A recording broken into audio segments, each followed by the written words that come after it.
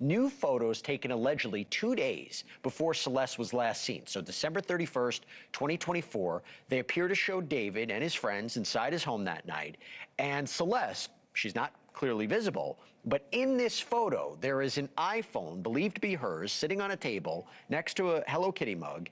And in another image, what appears to be a girl's fingers, believed to be Celeste, are holding a bottle. And in this image, the phone believed to be Celeste appears to be connected to the home's Wi-Fi, which means the router logs could show who was inside that house and when.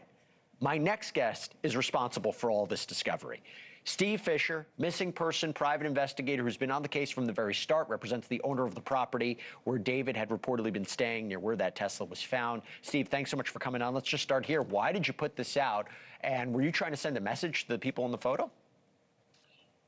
Yeah, I think that's fair to say. It's something that, we noticed a while back. And, there's some people that I don't think are maybe completely cooperating, completely telling the truth about things. And we just thought, it'd be good for them to know that there are things like, when phones are connected to Wi-Fi, the Wi-Fi router captures that each time. And it will give, the time and date that you were there and how long you're connected and stuff like that. So this was an opportunity to show that we think, Celeste was there that night as well. And, of course, was kept hidden as usual. And that we believe that's her phone. And it's connected to the Wi-Fi. And I think everybody else was connected to the Wi-Fi there, too. So it's just kind of maybe a urging of the people to, it's time to be honest and let, law enforcement know exactly what happened. In other words, if they are providing testimony or they're speaking to investigators and say, I don't know Celeste, I don't remember the last time I saw her, I didn't see her in 2024, this could be evidence to kind of rebut that. By the way, real quick before we move on, where did you get the photos? These came off the same card that was left behind at the house when they moved out. So it was a camera that David had. And there's more that you have that you're just not sharing yet? Yeah, there's a lot. There's over 1,100 photos. Can we expect more photos to be released by you in the next coming weeks? We don't know where the case stands. Right. This is not it's really not a thing to say, look what we got, or to put it out there. It's a dog whistle of sorts to certain people, and we hope they do the right thing, because I have heard that there's certain people that are still not cooperating.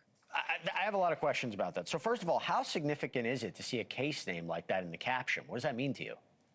Well, it's something that I think we all obviously hope for and we kind of assume, but it's so refreshing because here we are at 5 months and nobody's been charged, and there's been no press conferences, and there's been no statements from, LAPD or the DA's office or her family. And people are worried that, including myself and my client, that is this case, is there a problem with it? But to see this today, when I got my hands on this, to actually see, that this, the people of the state of California versus David Burke. So we know now that there is something in motion. I don't know if it's probably not an official case. I don't think there's been an indictment, but it's got a name now. It's actually got substance. There's something there, and we know that they are, they're looking into them.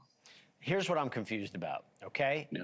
Why would they want his family members to testify in any capacity when you have to imagine they would plead the fifth? They're not going to provide testimony against them. I mean, even if you look at the filings, if I'm reading them the correct way, they were trying to fight even having to appear. And this goes back to something that you had mentioned on our show at a previous time. His friend Neil Langston, who was arrested in Montana on an outstanding warrant for failure to appear as a witness. You said, if they have to bring in this uncooperative witness at this time who's going to plead the fifth, I mean, does that show a weakness in their case? Why are they calling this guy? He may even be, speculate, maybe he's a target of this case. I mean, why would he even be called in as a witness at this point? I'm confused. Why would they want to bring in David's family? So it's a little different for me on this one, where I was worried about Neo because I really thought, well, he could be a target. He has somebody knows. I don't think his family necessarily might know much. I think this is some, just some gamesmanship. It's a pressure campaign, I think, a little bit on David. Now they're subpoenaing his family and getting them involved. And I think maybe they're hoping that maybe cracks a little bit under that, but they're putting up a fight, and my guess, I don't know this, but my guess would be that that's probably at the direction of his attorney. And, but the pressure's being applied. And I hope it's not because they need that. They're still don't have enough to make the case. I hope it's just kind of the end stage before indictment. But, we'll see. Thank you for watching. Subscribe below and download our NewsNation app right now on your phone, and you will get fact-based, unbiased news for all Americans.